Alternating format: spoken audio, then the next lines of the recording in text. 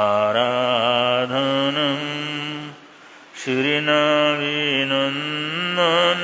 जगतवन्दन ऋषभदेवजिनेश्वरं जगतभूषण विगतदूषण प्रणव प्राणनिरूपकं ध्यानरूपमनुपमं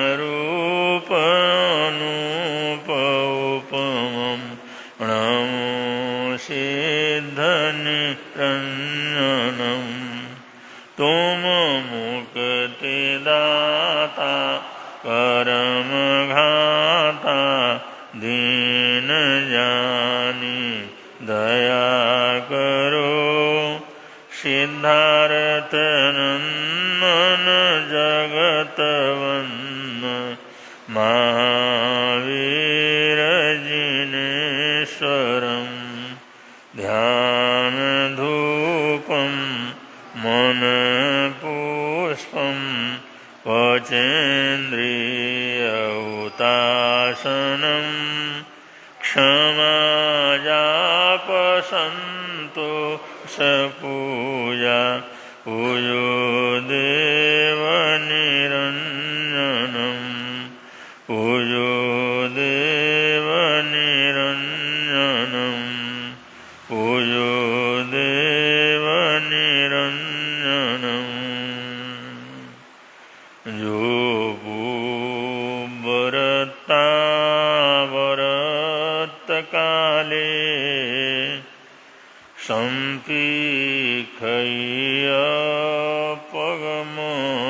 सम्पीखय्यपगमपयेणं किं मेकडं किं च मेकीच्च शेषं किं संकणिजं न समायरामि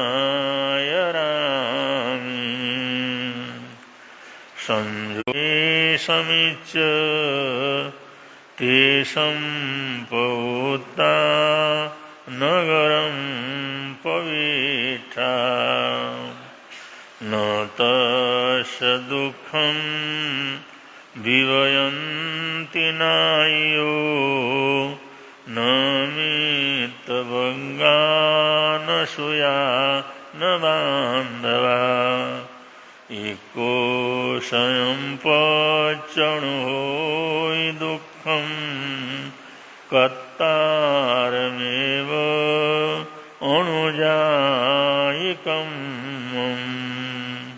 कर्तारमेव अनुजायिकं।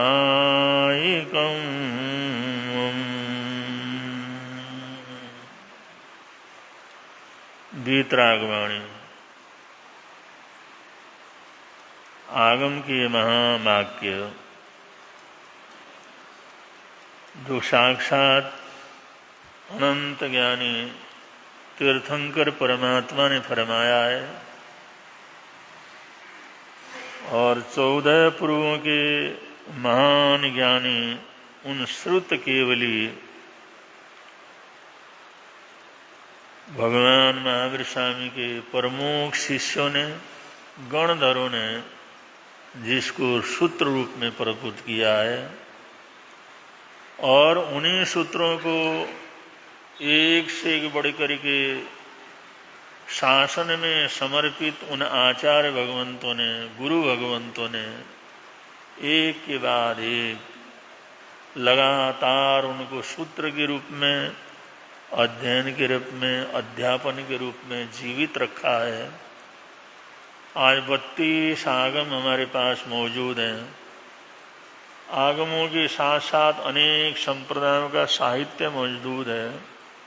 बहुत बड़ी साहित्य की समृद्धि भगवान की वाणी जिन शासन के अंतर्गत है और उनमें जीवन की हर समस्या का समाधान बड़े विलक्षण रूप से जो दिया गया है और उन सूत्रों का पारायण करते हैं, अगर उनको पढ़ते हैं, उसके एक एक शब्द और वाक्य के ऊपर चिंतन और मनन करते हैं तो एक एक महावाक्य हमारे जीवन को महान आत्मा बनाने में, परमात्मा के नजदीक ले जाने में या आत्मा के ऊर्ध्वारोहण करने में समर्थ है। ऐसे जिनेंद्र वाणी, ऐसे जिनेंद्र भगवान का संदेश, उस वाणी को श्रवण करने का आप लोगों को मौका मिल रहा है।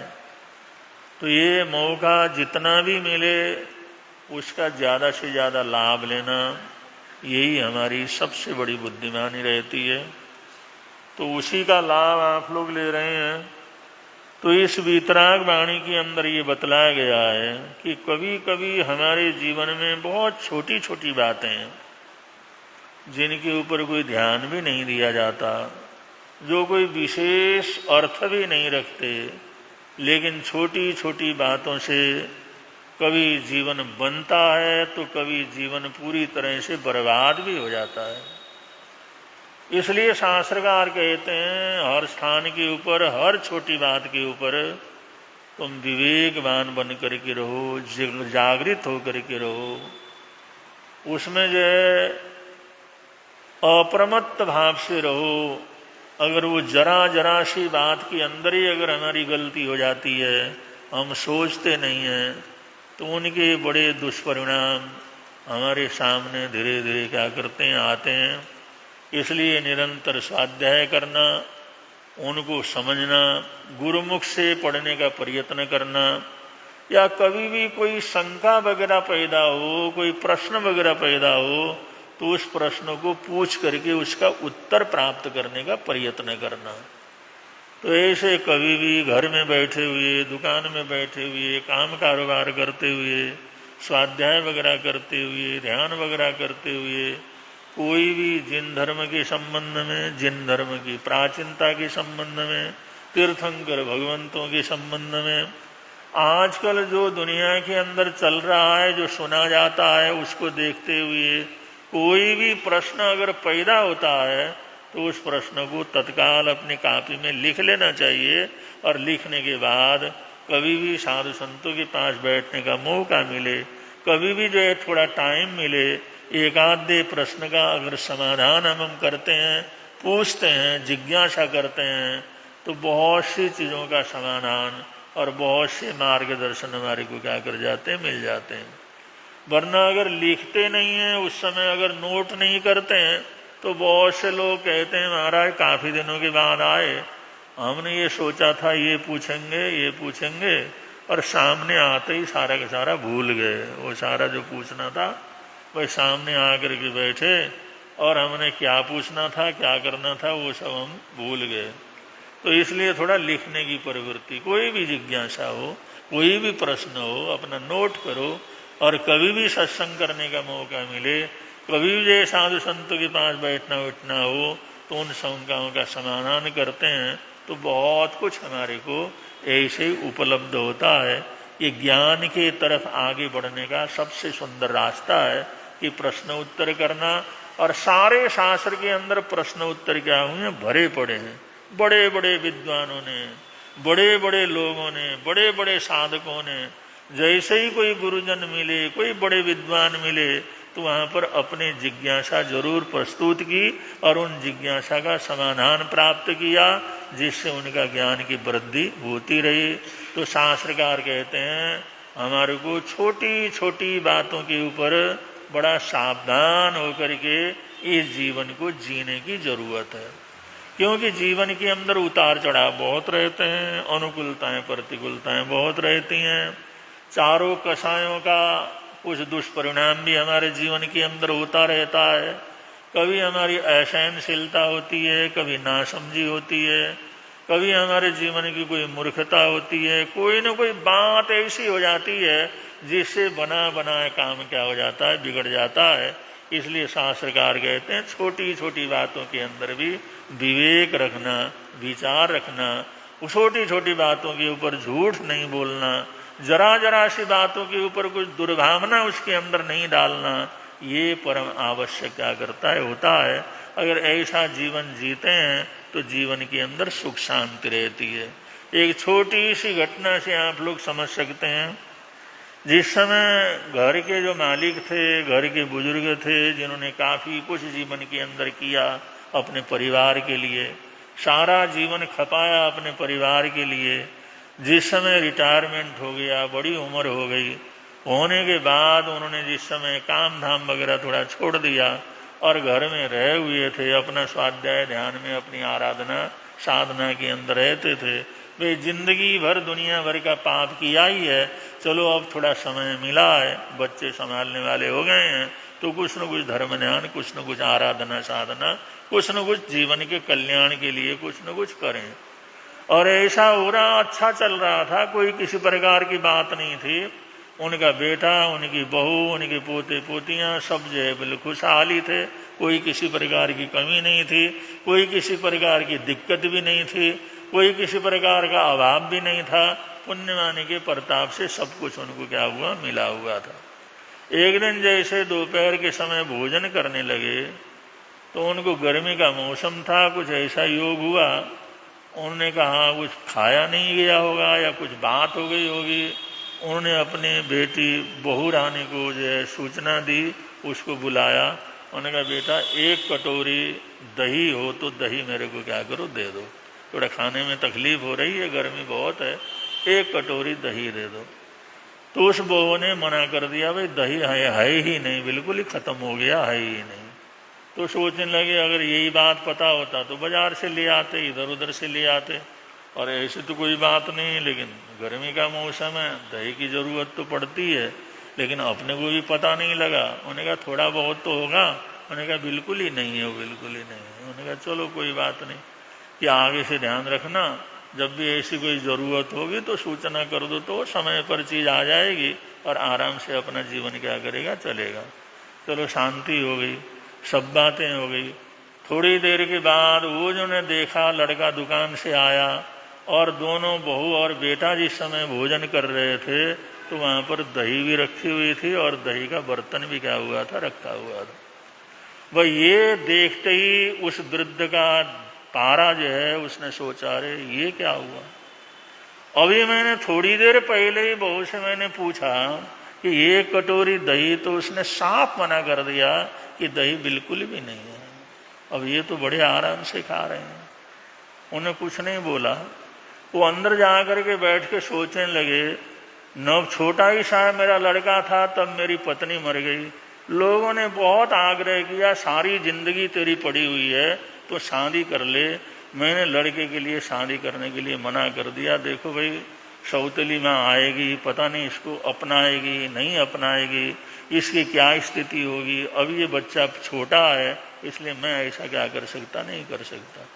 सारी जिंदगी उसके लिए मैंने सब कुछ किया, सारा कुछ बनाया, कोई किसी प्रकार की कमी नहीं, अपना मकान, अपना बंगला, अपना काम, अपना कारोबार, सब कुछ हमने किया। और जैसे ही जो है उसकी शादी हो गई और ये बहू घर के अंदर आ गई तो हमने कहा भाई अब बहू आ गई है तो सब संभालने वाली वही है। तो घर की सारी चाबियां उठा करके उन्होंने कहा बेटा तुम ही अब इस घर की मालिकन हो, तुमने इसको संभालना है और तुमने इसको सजा करके रखना है, इसकी खूबसूरती को बना करके रखना है, यहाँ की घर की जो ज़रूरत है उसको पूरा करना है, इस घर को मकान को घर बना करके रखना है और तुम सुलक्षणा हो। तो हमने पूरी चाबी की छल्ला जो भी था उसको क्या कर दिया, हमने घर की जिम्मेदारी सारी सौंप दी। और आगे चल करके हमने सोचा भाई जिंदगी का क्या पता है, चलो ये सारी समृद्धि, सारा धन वैभव, सारा कुछ है ये लड़के के नाम कर देते हैं। तो हमने सारे का सारा उसके नाम क्या कर दिया, घर भी बहू को संभाल लिया, धन दौलत जो था मकान था वो लड़के के नाम कर दिया। और ये जिंदगी के अंदर हम इन्हीं के लिए जिए, इन्हीं के लिए मरे। और आज एक कटोरी दही हमने मांगा तो बहू रानी ने दही देने से क्या किया, मना कर दिया, जबकि घर में दही था। तो बात तो बहुत छोटी थी लेकिन उसका दिमाग बुरी तरह से क्या कर गया, घूम गया। उन्होंने कहा मैंने जिंदगी के अंदर बहुत बड़ी गलती की, मैंने बहुत बड़ी गलती की जिंदगी के अंदर। वो रोने को हो रहा था, बड़ा परेशान और दुखी। उतनी देर को लड़का जिस समय अंदर आया तो उसने देखा पिताजी के हालात को देख करके, पिताजी क्या बात है, आप इतने परेशान क्यों, इतने दुखी क्यों हैं, और इतने आपके चेहरे में हमें इतनी तकलीफ और इतनी परेशानी तो कभी देखा नहीं। बड़ी बड़ी तकलीफें आई लेकिन आपने कभी कोई तकलीफ प्रकट नहीं की, आज आपको इतनी तकलीफ क्यों हुई? मैंने कहा बेटा आज मैं ये सोच रहा हूँ मैंने जिंदगी के अंदर सही किया या गलत किया। उसने सारी जिंदगी उसके सामने क्या कर दी कि मैंने ये कुछ जो जिंदगी के अंदर किया, मैं बार बार आज मैं अपने आप से पूछ रहा हूं मैंने जिंदगी के अंदर जो किया वो सही किया या गलत किया। लड़का चुपचाप सब बातें सुनने लगा और वो बात भी उन्होंने बतला दी। ऐसी बात हो गई, इसलिए वो कोई बात ज्यादा लंबी चौड़ी तो नहीं है, लेकिन थोड़ा बहुत के इस व्यवहार से अपने दिमाग को इस तरह की ठेस पहुंची। आज मैं बार बार पूछ रहा हूं मैंने जो कुछ भी किया सही किया है गलत किया। वो थोड़ी देर के बाद आया, उन्होंने कहा पिताजी कोर्ट चलना है अभी। मैंने कहा कोर्ट चलना, कोर्ट चलने की क्या जरूरत पड़ेगी? नहीं चलना है। वो अपने पिता को लेकर के कोर्ट में चला गया, वकील से मिला और मिल करके वकील से बातचीत वगैरह की और कुछ कागज वगैरह बनवाए और कागज बनवा करके खुद उसके अंदर दस्तखत वगैरह किया और अपने पिता को कहा इसके ऊपर क्या करो, दस्तखत कर लो। मैंने कहा बेटा ये सब तो पहले हो चुका है और वापिस ये करने की क्या जरूरत है? मैंने कहा नहीं पता जी इसके अंदर दस्तखत कर दो। मैंने कहा क्या है मेरे को? अरे दस्तखत कर दो, उसमें क्या है, इसमें क्या है, चलो भाई पहले हुआ ही हुआ है ना। उन्होंने कहा भाई चलो ठीक है, दस्तखत कर दिया उसके अंदर। तो जो लड़के ने बतलाया अब आपके इस अधिकार को कोई भी दुनिया का कोई क्या कर सकता, छीन नहीं सकता। जो कुछ भी आपने हमारे नाम किया था, जो कुछ भी हमारे लिए किया था, जो भी मकान है या दुकान है या काम है, धन संपत्ति है, जो भी मेरे नाम किया था वो सारा का सारा मैं आपके नाम पर ट्रांसफर क्या कर दिया, करवा दिया। ये सारा का मालिक जब तक आप जिंदे हैं तब तक आप इसके पूरी तरह से मालिक हैं। जो जैसा चाहे आप इसको क्या करते हैं, प्रयोग कर सकते हैं। जिसको देना चाहे दे सकते हैं, जैसा भी उपयोग करना चाहे कर सकते हैं। उन्होंने कहा बेटा ये सब करने की क्या जरूरत थी? उन्होंने कहा पिताजी आपका दही का जो हक है वो न छिन जाए, इसलिए मैंने किया। मैं जानता हूं आपने हमारे लिए क्या कुछ किया है, मैं जानता हूं कितना आपने सहन किया है। आज एक दही की बात है, दही की कटोरी की बात है, कल को और बड़ी बात हो सकती है। अब जिंदगी के अंदर आपके अधिकार के ऊपर कोई भी जरा सी भी अंगुली क्या कर सकेगा, नहीं रख सकेगा। ये कागजात मैंने पूरे कर दिए और सब कुछ आपके नाम पर कर दिए। बंधु जरा सी गलती उस बहू के मन के अंदर बड़ा भारी विषाद हुआ कि मैंने कितनी बड़ी गलती कर दी, जरा सा झूठ मैंने क्या बोला, कैसी बात हो गई। तो बंधुओं कभी कभी इंसान छोटी छोटी बातों में इतनी बड़ी गलती कर जाता है, इतनी बड़ी नासमझी कर जाता है, जिससे जीवन की दिशा ही क्या कर जाती है, बदल जाती है। इसलिए शास्त्रकार कहते हैं, इसलिए आगम के अंदर कहा गया है जो कुछ भी करो मन से करो, वचन से करो, काय से करो, थोड़ा सोच करके करो, विचार करके करो, सावधानी पूर्वक करो। अगर सावधानी घरोगे सब प्रकार की सुख शांति रहेगी, और जो सावधानी हटेगी तो दुर्घटना घटने में कोई टाइम क्या करेगा, लगेगा नहीं। इसलिए तो कहा गया है ओम जय महावीर प्रभु स्वामी, जय महावीर प्रभु जगनायक सुखदायक, जगनायक सुख अति गंभीर प्रभु जय मां। कुंडलपुर में जन्मे त्रिशला के जाए, स्वामी त्रिशला के जाए। पिता सिद्धार्थ राजा, पिता सिद्धार्थ राजा, सुर नर हर्षाए। ओम जय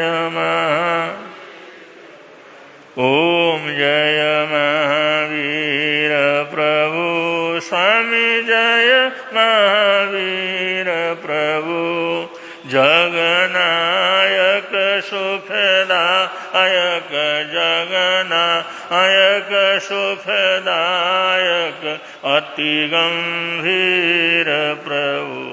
ओम